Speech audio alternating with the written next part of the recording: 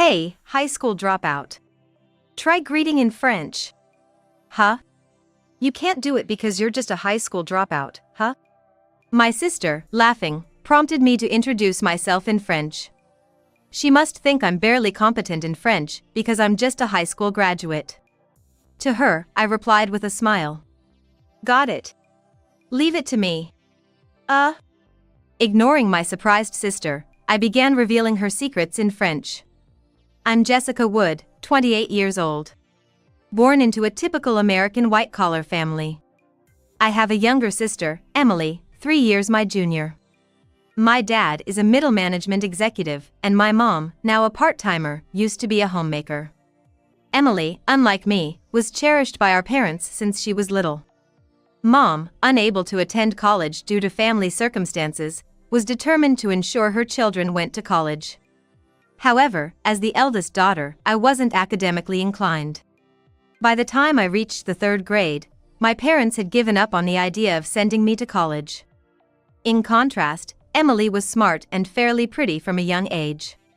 So, our parents doted on her, the more capable child. They sent her to a prestigious private middle school, while I attended the local public middle school. Emily, unlike me, was accepted into a prestigious private high school, but I ended up at a public high school known locally for its troubled students. You're just not cut out for academics.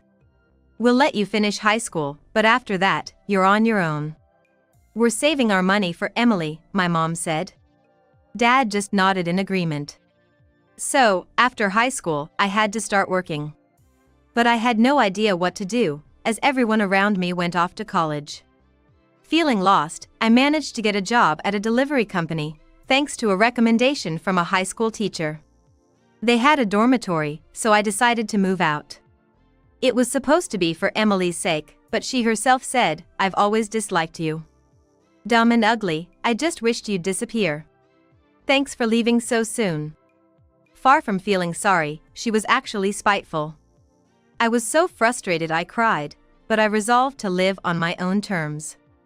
Years passed, and Emily graduated from Harvard and joined a well-known multinational trading company. I hadn't returned home since leaving, but occasional messages and photos from Emily kept me somewhat updated on the family. Dad was laid off due to poor company performance and now worked behind the scenes at a local supermarket. Mom continued working part-time. Emily did offer some financial support, but mostly spent her money on spas and yoga classes, so Mom couldn't quit her job. One summer, Emily insisted I come home, so I did. For the first time in about 8 years. I didn't want to return at all. Arriving home, I said I'm back, but got no response. As expected. So I just went in and found my parents and Emily. "You didn't have to come back. Emily's being nice letting you in this house. Be thankful to her," Mom said harshly. Mom had aged as expected over the years. "What, no gifts? You're still a disappointment," Dad added.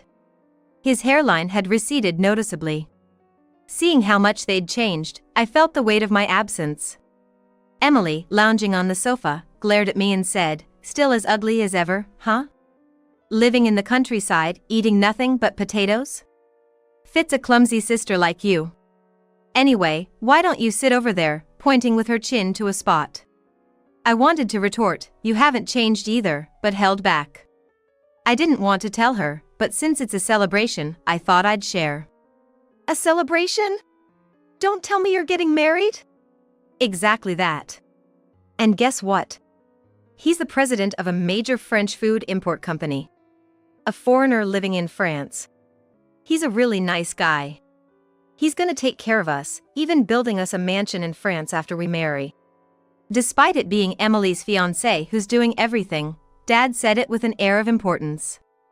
"That's right. Who would have thought we'd be living in France? Good thing we put our hopes in Emily.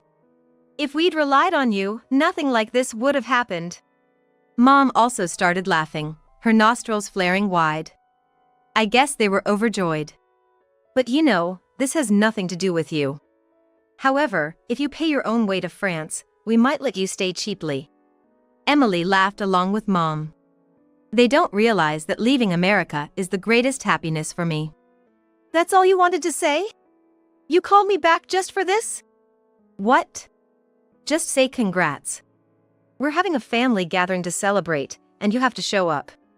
Is it okay for me to join? We have to, in front of the relatives. Put on a show of a happy family. I see, got it. It was expected, but hearing it face to face was infuriating. Emily works in a trading company, dealing with foreign food imports, and is fluent in French. And as I said before, I'm just a high school grad. Emily always looked down on me for it. I'm embarrassed to even mention I have a high school dropout sister. I wish you weren't part of our family. If you feel that way, go ahead. It's not that simple.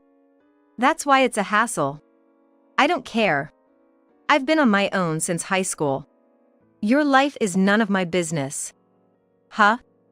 We're family, legally. I'll allow minimal interaction. Sure, let's do that. Anyway, once Emily marries, we're moving to France. You'll be on your own here in the States, Dad said. Ever been overseas? No way. I don't even have a passport. Going abroad is great. I know because I've traveled a lot, both for work and leisure. Emily started bragging again. I've traveled the world, but France is special. Everything is picturesque, so foreign. Well, it's a foreign country, that's to be expected. Overseas is nice, but Southeast Asia is a no. Places like Thailand or the Philippines are okay for tourism, but I hate seeing all the poor people in the countryside. Then why not pay more for their produce, help their economy? It's hard for them, no work at home, so they go abroad to earn. Living is tough for everyone, they're just the exception. Seeing my annoyance, Emily glared at me. You seem like you have something to say. People in Southeast Asia work hard too. Many work at my factory. So, you're just like them, working in a factory. Stay with your kind. I'm a winner, you're a loser. I was close to tears. But soon she'll be gone from America. That thought comforted me. Back from home, at work the next day, my colleague Maya noticed my gloom. What's wrong, Jessica? You look down. Maya, from Malaysia, works in the US to support her sister's education and family. She and her sister are my age. She struggles with reading and writing English but speaks it fluently. Ah, Maya, sorry. Just some family stuff. If it helps, I can listen. Or we can go for a drink. Thanks for caring. Maya treats me like a sister, as her own sister and I are the same age. Maya is usually quiet and hardworking, well liked at work because of her serious nature. One day, I received an email from Emily. I have to entertain a foreign buyer. There are tourist spots near your workplace, perfect for the occasion. Can you arrange everything? Actually, just do it. Indeed, there are famous tourist spots near my workplace. I know which hotels are reputable, and I'm familiar with both popular and hidden gems. I didn't like her bossy attitude, but I didn't want to deal with the hassle of refusing. If it doesn't interfere with my work, I thought it'd be okay to help, so I told Emily that. On the appointed day, Emily arrived with the foreigner. He was younger than I expected, a handsome guy with beautiful blonde hair. Nice to meet you. I'm William. Born in the US, so I speak English pretty well. Relieved he spoke English, I was about to guide them in my car when Emily snapped. What's this, a compact car? Yes, but is there a problem? It's disrespectful to put a guest in a car like this. I live alone in the countryside, so this size is convenient for me. If you don't like it, arrange something yourself, I thought, but kept quiet to avoid trouble. No, it's a cute car. I love compact cars. William surprisingly said. Compact cars are a brilliant invention. Especially popular mini-trucks in France. Emily was displeased, but William seemed happy, so we left ignoring her opinion. William shared a lot with me. His dad's relocation brought his family to the US, where he was born. He studied in America in college, wanting to work related to the US, and now he's handling American affairs in his company. He talked a lot, mostly to me, which made Emily increasingly unhappy. When we arrived at the tourist spot, she said, "I'll take over from here, just grab some food and wait. At the hotel, that's enough for today. Come pick us up at 8 a.m. tomorrow," she said dismissively. But soon, another email from Emily. "There's something to talk about. Come now." Knowing arguing would only make things worse, I reluctantly went to her. "You're here. Let's go somewhere else to talk." I followed Emily to a nearby diner. She lectured me, "Don't embarrass me. And don't flirt with William." Both accusations were baseless. "Don't put my guest in a compact car. Rent a luxury car, it's common sense. And don't talk too much to William. He's my guest, and you're just a driver. Just drive and guide without extra chatter. You're not in a position to talk to William." So she said. I responded nonchalantly and tuned her out. It's hard to believe she's getting married. I felt sorry for her partner, wondering if he's like her. But it's none of my business. After her long lecture, I finally returned, and there was Maya. "Welcome back, Jessica. You're late. You look troubled. What happened?" Just tired from talking to Emily. "How about we have a drink in my room? I made some Malaysian dishes. Let's eat together." "Malaysian cuisine? Sounds delicious. I'd love to join." After having a light dinner with Maya in the room, I suddenly craved something sweet, so I went out to the convenience store. Arriving at the store and about to enter, I recognized a familiar face inside. It was my sister Emily. And next to her was a man I had never seen before. They seemed close, but could he be her fiancé? She said her fiancé was a foreigner, but this man looked definitely American. I knew Emily was here for business, but why was she with another man in such a place? As I pondered this and stopped, the two of them came out of the store, and I quickly hid. "Are you sure I can trust you?" "Don't worry. Even if I get married, I plan to divorce soon, within a year, and return to America. Then I can live with you. I'll get money from the alimony and division of property. Everything is going according to plan." I was shocked to hear Emily's words about her plan.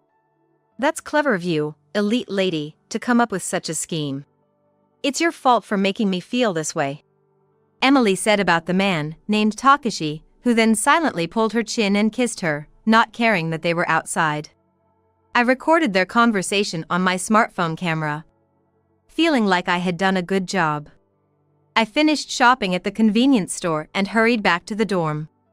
Even after returning, my heart was still racing from what I had seen. As time passed, I couldn't forget the shocking event. Then I received news about a family gathering to celebrate Emily's engagement. Honestly, I didn't want to go, but since it was a family event, I felt obligated to attend. My mother was very proud of Emily's engagement to a foreign company president. Emily's fiancé is a French company president. They plan to build a mansion in France after getting married. And then, we're all going to live there together. Next year, we'll be in France. My mother was more talkative than usual, perhaps due to the alcohol. Emily was also in a good mood, smiling broadly. "He's the president of a company that does business with mine. I handled their account and got close to him, leading to the proposal. He said I was as beautiful as a doll." Emily's boastful talk seemed ridiculous to me. I was drinking alone at a distant seat, but Emily approached me. "Why are you sitting alone? You won't find a president, but maybe you'll manage to find a plain man." Even though I ignored her, she continued, "Well, we'll be living in France after getting married.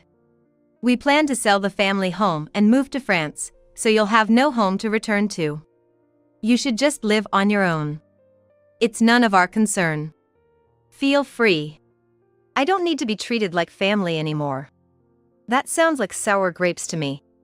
"Well, I'll live my life my way, so please stop interfering. That's my line. Don't expect anything from my wealthy husband just because we're family.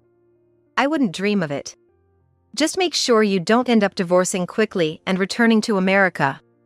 "What are you saying? That's rude. Oh, did I hit a nerve? What are you talking about? We're going to swear eternal love before God. You don't believe in God, but you're making vows to him? What a farce. I have that much feeling. Whatever you say sounds like a loser's howling.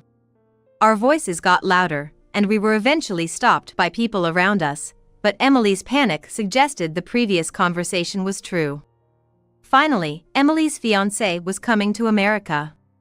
Emily and our parents went to the airport to pick him up, but I was to meet him at a family dinner. On the day of the dinner, I headed to the designated hotel. As usual, my parents were unpleasant. The banquet was held in a private room of a traditional restaurant, with Emily and Jack already seated when we arrived. It was my first time meeting Jack. He seemed like a genuinely nice guy, 38 years old. Upon our entrance, Jack, with a friendly smile and somewhat awkward English, greeted, "Nice to meet you, I'm Jack." Emily then fluently introduced our parents in French. When it was time to introduce me, Emily smirked unpleasantly. "Come on, high school grad. Greet him in French, will you?" Facing Emily's mocking, I smiled back and said, "Okay." After a brief cough, I began speaking in French. "Welcome to America, Mr. Jack. My name is Jessica, Emily's sister. I currently work at an American delivery company. Emily has been hiding a secret from you, which I will now explain." "Eh? How can you speak French?" "Oh, a Malaysian colleague at my workplace taught me.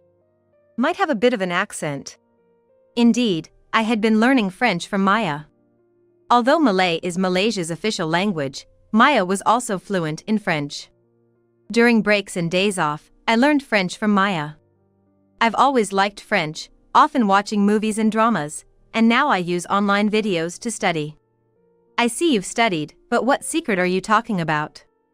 The past bullying? That's ancient history," Emily began to rant. "No, not old stories. This is recent." Jack looked puzzled as we spoke in English. Then I explained in French. "Sorry. What I want to discuss is how my sister is planning to use her marriage to you for her own gain." "Her own gain? What do you mean?" Jack asked with a puzzled expression. "First, please watch this video." I showed him the video on my smartphone. It was the scene of Emily kissing Kyle in front of the convenience store, which I had accidentally recorded. I translated the English conversation into French on the spot.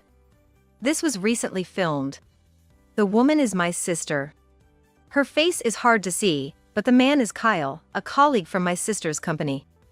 I knew that much from their conversation at the time. "What does this mean?" Jack's face turned stern. "Emily, what's this about? Explain. This is fake. I only love you." As Emily, Jack, and I argued in French, our parents were confused. "You claim this video is fake, but it's enough to make me distrust you. I will conduct further investigations." As I translated for our parents, they began to panic. "Emily, is what Jessica is saying true? Isn't this just a lie Jessica made up for revenge?"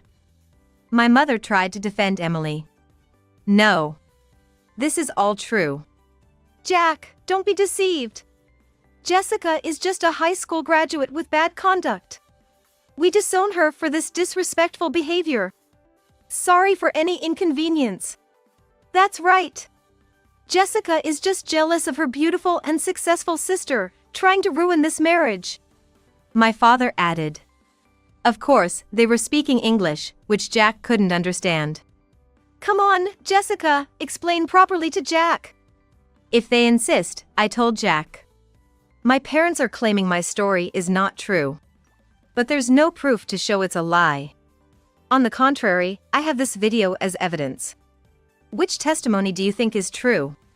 "I believe you, Jessica. Let's go somewhere else and you can tell me more." "Understood." With that, leaving behind my bewildered parents and wailing sister Emily, I stood up with Jack. Later, after hearing my story, Jack confronted Kyle and made him confess everything. Emily's engagement with Jack was called off due to her fault, and Jack demanded significant compensation from her and our parents. Emily, having caused trouble for her company's client and tarnishing its reputation, was fired.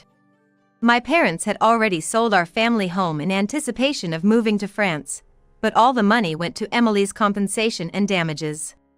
Having quit their jobs in preparation for the move to France, my parents would struggle to find work and a new home. But that was no longer my concern. Fluent in French, Emily tried to get a job in another multinational trading company, but her previous misconduct was well known due to the industry's close connections, and no one would hire her. She had no choice but to work as a cleaner in a motel. And then, surprisingly, I ended up in a relationship with William.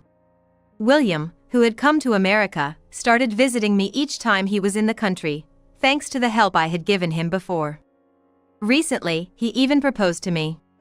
William, who loves America, has requested a transfer to the American branch, and we plan to live in the US after getting married. He is currently studying English intensely. When I told Maya about my engagement, she was delighted and gifted us a honeymoon trip to her homeland, Malaysia. Maya would be our guide and taxi, allowing us to tour the sites more affordably than with regular tours. With my upcoming marriage, I decided to quit my current job, but I intend to continue my friendship with Maya. My life as a high school graduate, which had its share of struggles, was about to embark on its second chapter.